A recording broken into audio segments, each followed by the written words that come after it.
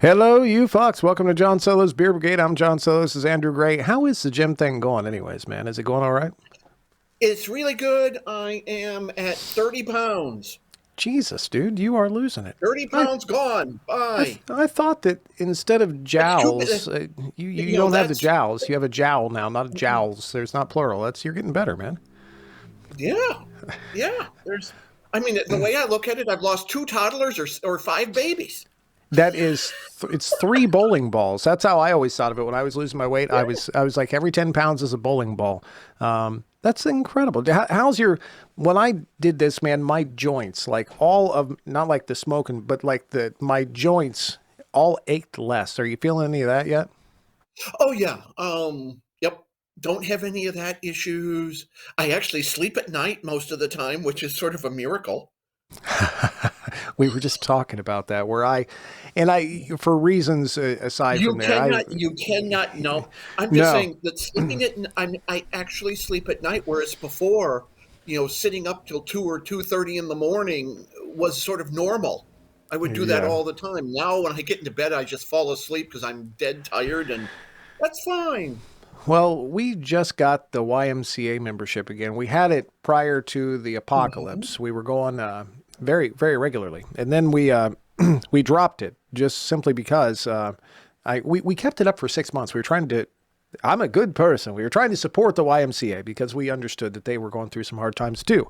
But we stopped that for about 6 months. So we hadn't been, now I've been jogging and I work out at home, but I haven't been lifting the weights or swimming. Swimming is my favorite. We haven't done that in a couple of years.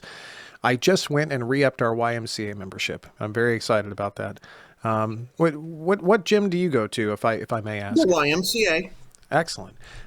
We have a really Ours, super. ours here, Go ours ahead. here in Carlisle just finished a huge renovation and addition, so it's brand spanking new. Mm-hmm. The only thing that's not is the pool and the gym and the main gym. Everything Okay. else, the locker rooms, everything has been completely renovated. All of the workout areas are brand new. All the HVAC stuff with all the filtration is brand new.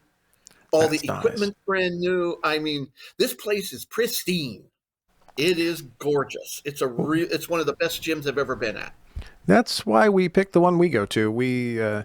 There's YMCA's everywhere, and I like them all, but this one in particular is clean. If you go to some of the ones like I've been to one, ours was shut down for about I think it was 15 days. Our pool was. They were doing some renovating on the pool a couple years ago, and I had to go to one downtown in Columbus, and it was a totally different experience. It was like Uh-huh. you go in the locker room and you kind of keep your back to the wall, and it was one of those. The one we go to now, it's in a little town called Gahanna.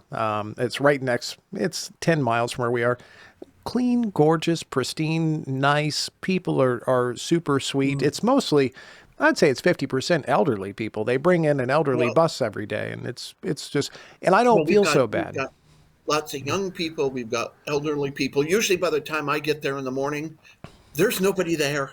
It's perfect. This morning, there's a bank of a dozen treadmills that you can look out, with big windows, and you can look out. And I was on my treadmill, and there was another person about six treadmills down, and that was the closest person to me. And I had my own bay in the locker room. I go at this time of the morning because there's nobody around. Now, what time of the morning is like 7 a.m., I'm 8 a.m. Is it? I'm generally leave the house before 7:30 so I can get there and be home after an hour's workout at by 9 in the morning so I can get to work. That's beautiful. I'm It lining it is. up. I just switched my schedule, Andrew. I don't know if I've talked to you since, and I switched my schedule up, so I'm doing morning 12-step meetings now. So I leave the house Mm-hmm. in between 6:30 and 7 a.m. every morning. I go to my meeting in the morning now. So my plan is, this is our plan, is I'm going to come home from the meeting and pick up Jody. I get home about 9 a.m., so I'm going to pick her up. We're going to go to the Y, because we used to do this together. It was a couples thing. Mm-hmm. We're going to go to the Y, and I should be back at the studio by 11 a.m., 11:30, somewhere in there, ready to work, which is typically I try and start my booth time I try and start my booth time by noon. So I'm thinking this should work out perfectly. And then I'm looking forward to the pool again. Are you a swimmer? Do you like to do that at all? I'm not, and the pool at the Y is too cold. Ah, They keep it at 81 degrees. It's too dang cold. I If I I'm don't. if That'll I'm wake you going to up. get in the water, it better be at least 85 degrees, preferably preferably closer to 90 makes me really happy. Then I can just spend all kinds of time in the water. So you don't want to But you want a hot tub. That's what you want. I want a hot tub. Yeah, But the yeah. pool that they have in this place is, one of the swim meet competitive pools. Uh-huh. So, it's not really deep, but it's a huge pool. Ours is 50 yards. We've got a 50 yard, so I we can do a suspect proper lap. it's yes, this one is a proper lap. I suspect Yeah, suspect it's 50 yards. yeah. Those are freaking perfect. Now I don't do the proper. Okay, so the main way that people swim to exercise, I call it a freestyle swim, but it's not really free. So it's the overhand. You put your head in the water. You come up every two. I'm not very good at that. I don't. So I do the John. Now the John is kind of like a breaststroke. It's kind of a breaststroke frog stroke thing that I don't know what the fuck it is, but that's one of the reasons why I like going to the Y, because it's a lot of older people and elderly people in the pool doing the laps. And they think I'm like a god or something. They're like, look, he can get from one side to the other. Look at that young man go. It's freaking beautiful. So I feel great about myself. And I do the sauna afterwards. And now I'm going to have some weights to go too. Well, we're just waiting on the steam room. Do you have the sauna there? Do you do the Yes. sauna there? Yeah, yeah. It's Yes, it's but we're beautiful. waiting on a part for the steam room. Ah, And then ours. and then we'll and it's all brand new. Everything is brand new. It's Oh gorgeous. yeah. Ours, they keep it, it's perfect. It's like 185 to 187. It is freaking hot. I mean, that is cranked up there to the moon kind of thing. You can't be in there for more than 15 minutes or you turn into, you remember that commercial with that herd it to the grape and they had the raisins? That's Yep. what you turn into. It's beautiful. It looks like Tracy has got this document ready to go. So this is, today guys, we're doing past his defenses. This is Andrew Gray's. It's coming out today. Is that correct? It's out today. Yep. And we're doing the Mad Libs version of this. Now I'm going to read, before we get into the Mad Libs section here, which all hail Tracy Johns, my lovely TNA. She's put this together for us. She's done a beautiful job. I see you all in the comments kind of adding a few words back in there. I appreciate that. I'm going to read the blurb real quick so everybody knows what this is about. Then we're going to get into the Mad Libs section here. The blurb is... Past his defenses. When a case reopens old wounds from the kidnapping of his younger sister, police officer Robert Fenner is told in no uncertain terms that he needs a break. And maybe his superiors are right. He books a flight to visit an old friend who happens to be the one who got away and hopes for the best. Electronic security consultant Dixie Halewood works from his home in Paris. In Paris? Really? You know, France sucks, by the way. You know that, right? Where he lives with his adopted son. His adopted son, Henri. Are you fucking serious? There's a whole story about. Well, there's a whole story behind. There's a whole story behind this. So I'm going to tell this story for anybody who doesn't know. And I actually, Andrew, you don't know this one. So I did a bunch of work for a lovely author. Susie Hawk, she's a lovely author in the industry. She's been around for years and she writes a lot of impreg. She wrote this character named Henri. So, by the way, I'm a flaming idiot. I'm not. So I said Henry because I don't. So I read, he was like a side character. He wasn't the main character, but a side character. And he came up a lot. I mean, I remember something in the midst of about 100 times in the book. So I started sending my chapters over to Susie. And at some point along the way, I can't remember whether it was Susie or Jody, I'm pretty sure it was my wife, Jody, who was proofing it, came back and said, hey, you know, this is spelled Henri. It's supposed to be Henri. And I was what? Yes. What? I thought it was Henry. She says, no, you're a fucking idiot. It's Henri. So I had to go back and redo this 100 fucking times I had to go in and punch in this, and you know how much a pain in the ass that is. Oh my God. So it became this thing. Now I dislike French anyways. I just dislike the French language because it doesn't make any sense to me because, again, I'm an uneducated idiot and none of it makes any sense to me. So I really started to get a hair up my ass about these French people now because Henri, oh, I fucking hate that name. So to get to stir the pot a bit more, Susie, this is a client that I talk to on the phone fairly regularly, and still to this day I talk to her occasionally. I love her to death. She's like a sister. She calls me up one day and we're chatting along and she said, "Hey, John, do you mind if I put you in a book?" Whatever, I say, in passing, and we keep on talking about more books. I don't fucking care. By the way, never ever say that without some sort of qualification. Never say yes to an author without some sort of qualification. I didn't know this. So the John, next thing, that's the interesting thing. I just don't ask. fair enough. Well, so I just don't ask. If you know me, you're fair game. That's how it goes. I even have the T-shirt. Doesn't matter.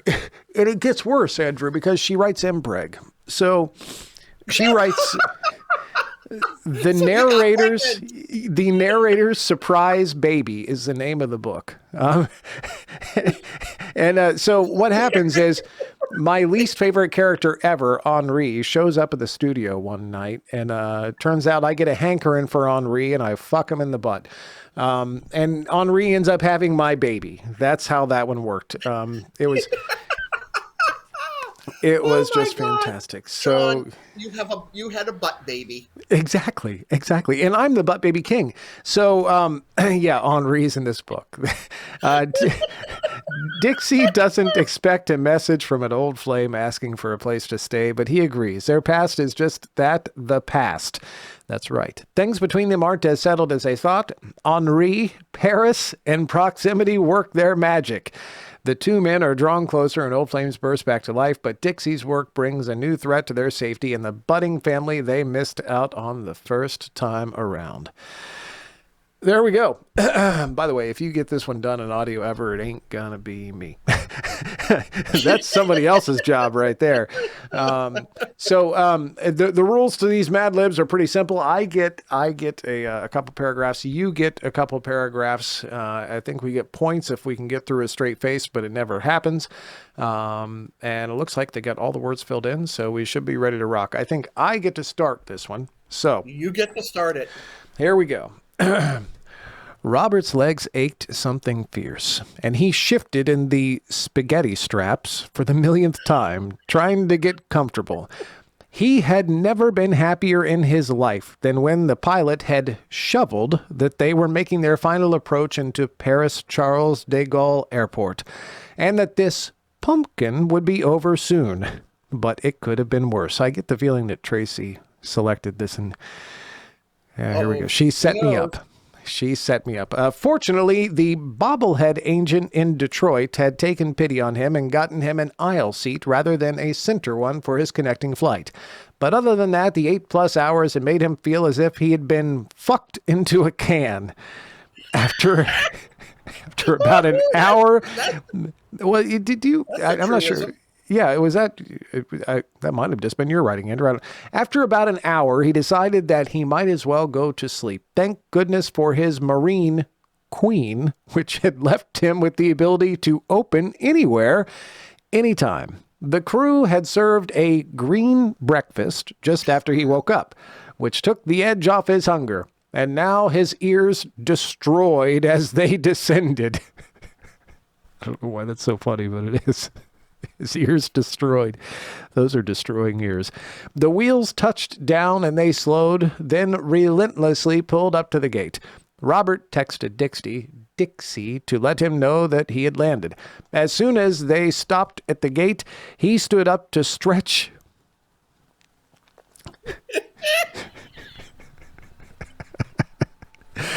As soon as they stopped at the gate, he stood up to stretch his holes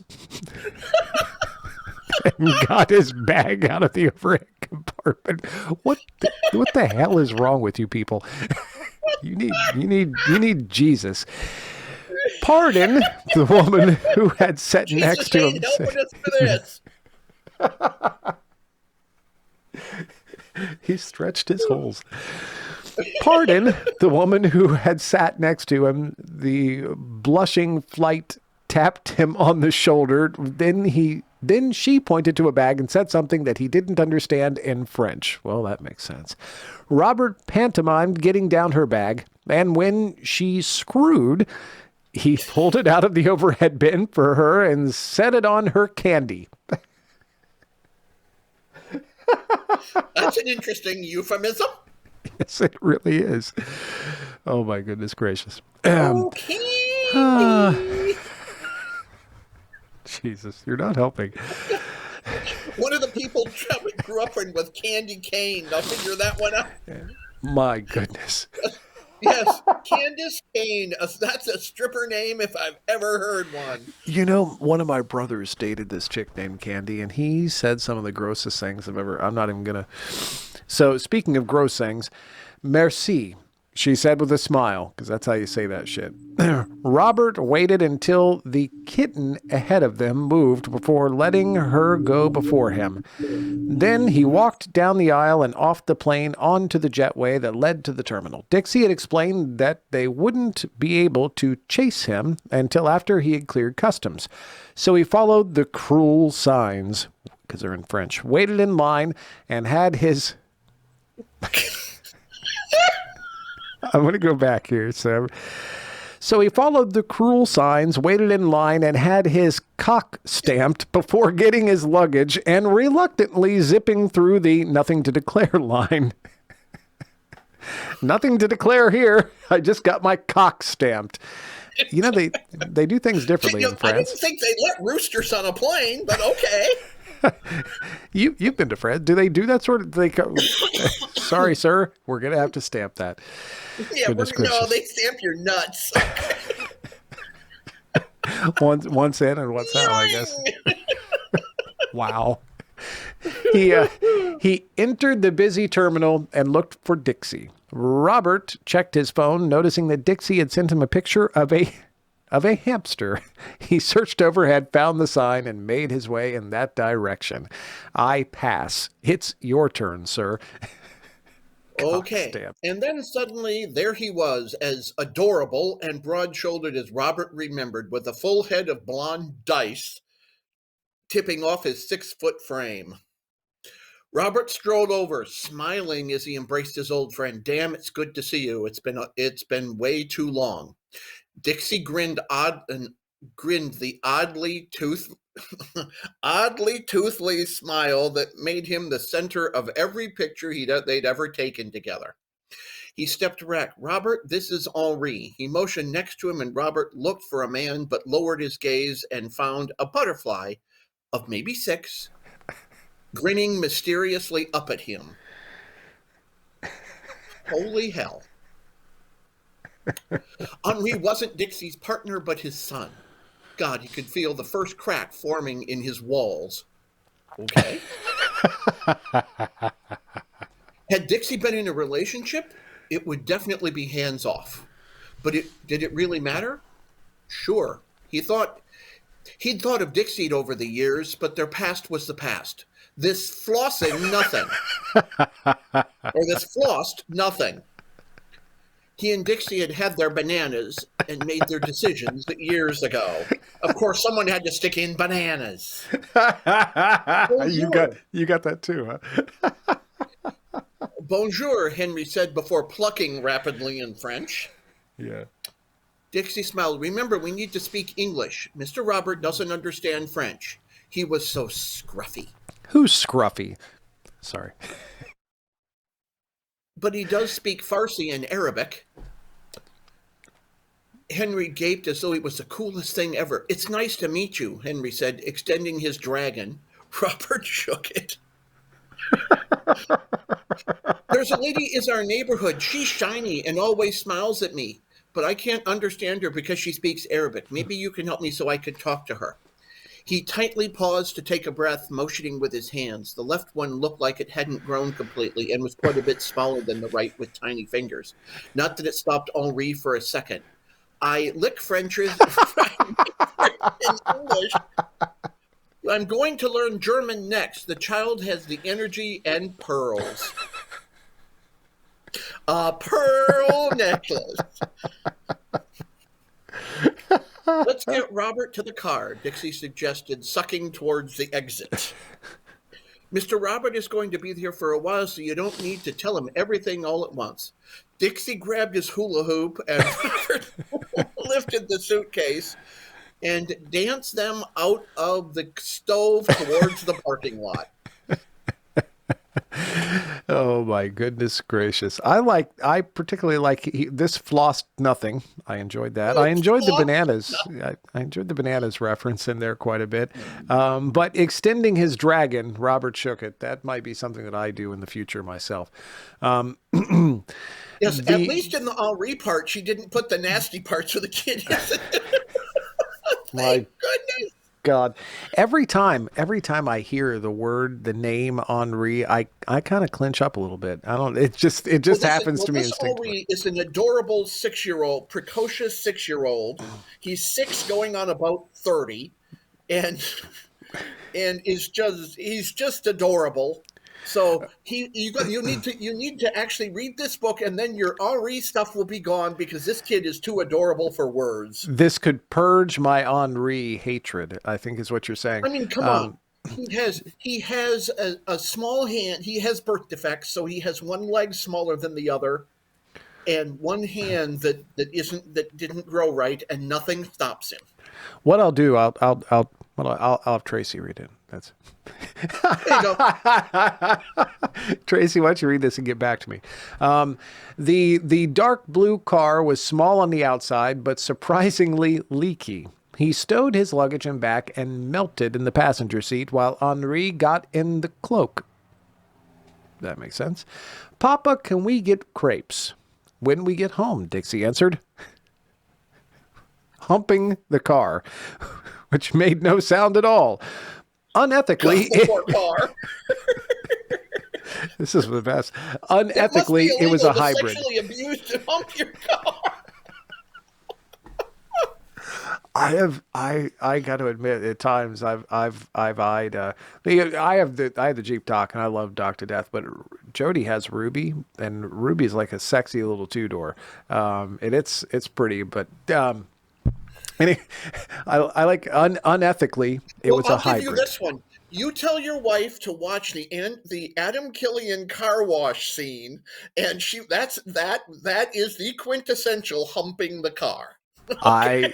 I gotta say, okay. See now, who's Adam Killian? I'm afraid I'm gonna have to Google your wife this. will get it. You don't want to watch it, but your wife will get a big kick out of it. Adam Killian. I gotta see what this man.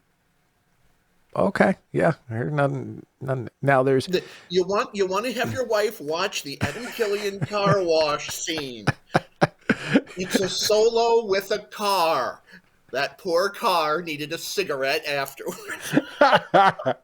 I'm looking at that. Yeah, she. Yeah, I don't think I'm going to tell her that, Andrew. But so moving right along. Unethically, it was a hybrid.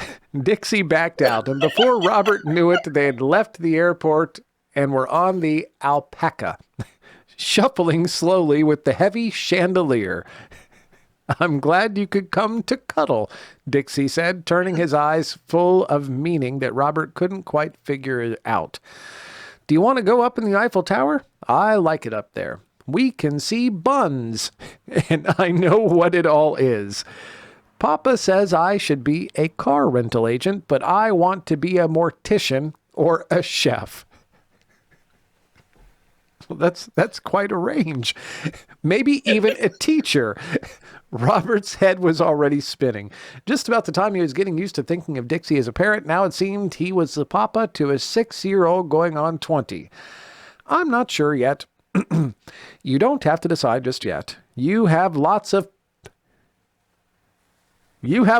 pineapple, Robert said.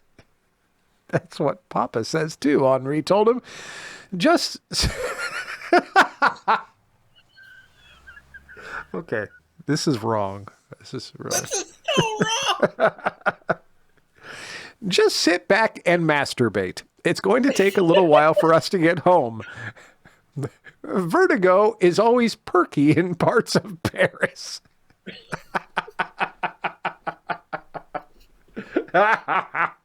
Hey, if you go up into the Eiffel Tower with Dominic, I can guarantee that vertigo will be perky. I people are I mean I'm glad that we're reading this before because people are going to have the wrong opinion of Henri, I think. But Poor thing. they plow forward, and Robert didn't try to determine where they were. He usually had a pungent sense of direction, but none of the anal beads seemed to be straight, so he gave up. I'm just happy to be here, Robert said softly. I pass. Your turn. Yeah. Oh, God, it's my turn. How was the cow? Dixie asked. Long, cramped. I humped a lot of the way and wished I'd brought some cacti before I left the airport in Philadelphia. The only chow-sized Frenchman on the plane. He chuckled and sang in his seat. He was among friends and he needed to relax. It seemed like it had been a lifetime since he'd been able to let go and not be on guard. He'd spent 6 years in the Corps after high school, a lot of that in combat and potentially naughty territory. After deciding not to re-up, he'd gone to school and joined the police hairbrush. Yeah. All of his jobs had required him to be grabby and to keep his carrots on a high alert. Those poor carrots. It was hard to turn off years of that behavior, and it didn't help that Dixie was right next to him. Robert could close his eyes, but Dixie's voice was the same, and he still smelled like warm lobster mixed with a touch of spice and a hint of lube. God damn it smells like my first marriage. For a second, Robert was back, alone with Dixie in a quiet hotel with the sea just outside. Damn, he wished that things had been different and they had been able to make things work back then. But the photos they'd made were the right ones for the men they'd been. It was too late to regret now. Papa says you're a policeman, Henry said from the back. Do you get to smile people with a gun like on television? He giggled He giggled, and Robert thought the reaction grubby. Papa doesn't know I watch those shows. I'm not supposed to, but he thinks I'm too young. Robert couldn't help rolling his eyes. I do carry a swan as part of my work, but I try not to use it. I never want to hurt people. Have you ever heard a swan? It will hurt. It's so intelligent. They've got such intelligent eyes. And if you've been chased by one, those things are mean. He turned to Dixie, hoping that was the right answer. He was relieved when he skipped. Hurting people is bad, and I don't like to watch those kinds of dachshunds on TV. They give me nightmares. He hadn't meant to say that loud. I get nightmares too sometimes. Papa says it's my loofah going anywhere it wants.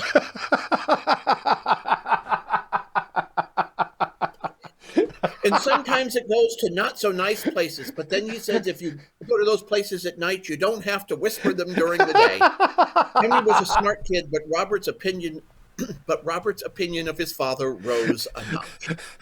Boy, we made it through that one. Oh, no, we didn't. There's still more. Papa says it's just my I know it was only runts, Henry brushed as though the world just wasn't fair. It was the most Robert had seen. It was the most kid Robert had seen in him so far. How long are you here, Dixie asked Robert. He pulled to a stop as traffic ground to a halt. Oh, wait a minute. Stop. You got to stop. This is mine. See, you skipped and went into my part. You can chill for a second. Oh, okay. You can chill. Oh, okay. I think that, and good. She lined that up perfectly with the loofah thing being the big wrap up for you. That's you can take that shit home. Okay. How long are you here? Dixie asked Robert. He pulled to a stop as traffic ground to a halt. I have 3 weeks. My captain sneakily ordered me to take the swing. He thinks I need a break. That's the reason it was such short notice. It was his turn to sigh. Dixie simply nodded. Unless you've changed, I bet you took every eggplant you could get. You were always surrendering yourself to the bone. He kissed Robert's leg. That's kind of personal. Well, you can relax now. You're on vacation and you're in Paris, the sexiest they're going to city get a in the lot more world. personal as this book moves on. So Yeah, I would bet so. And they're in Paris. A little leg kissing between friends. It's just on the leg. There's something very personal about kissing somebody on the leg, though. I mean, would you ever, like, picking up on somebody and you just lean over and kiss them on the leg? I mean, I suppose if you're already in that position, it's not such a weird thing, but yeah. I've never. There are delights here that you've only dreamed about. We'll show you all the best rainbows. Henri will make sure of it. That poor child. This is the most incredible place on earth. I see you've already fallen in love with the City of Lights, Robert commented. Dixie practically rotated with happiness. And if Robert were honest, he was a little jealous of that. He blazed out the window, trying to catch a glimpse of some of the city's famous witches, but the clouds were too low and buildings around the freeway obscured the ball gag. It is Paris. Okay. Dixie nodded. Henri and I have lived in Paris for the past 3 years. Before that, I flounced around a lot. That makes perfect sense, too. Robert was a little ashamed that they hadn't kept in touch. A lot of it has been his fault. The past few years, he had turned in on himself and hadn't been repeatedly messy, and it seemed he had missed a lot. Then Papa met me, Henri chimed in. I was in, he paused. Yeah, I was there. Yeah, you can say that all you want. The English word is orphanage, and you were. But then I found you, and now you're my son, and you always will be. A couple things here. First off, to the crowd, may God have mercy on your soul. And to Tracy, good fucking job, girl. Good job. You knocked us out of the park again. That was absolutely wonderful. I dare say that the people, when they get this book tonight, are probably not going to read chapter 2 the same way. But no one is ever going to read chapter 2 the same way again. But yeah, this has been a lot of fun. Thank you guys for hanging out. Pasad's Defenses by Andrew Gray released today. It is out and live. Andrew, thanks for hanging out, dude, as always. Thank you. Yep. I'm assuming that you got something coming out in a couple weeks, so hopefully we can do this again soon. When's your next one? The 15th of February. 15th of February. What's the name of that one? Least Resistance.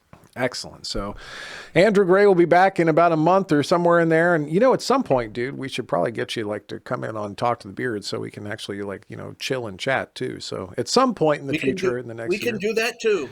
Groovy. But I am going to go back to my cave here. I love you all. Thank you for hanging out and enjoy your evening. And now all you got to do, Andrew, is wave at the camera and say bye. Bye, camera.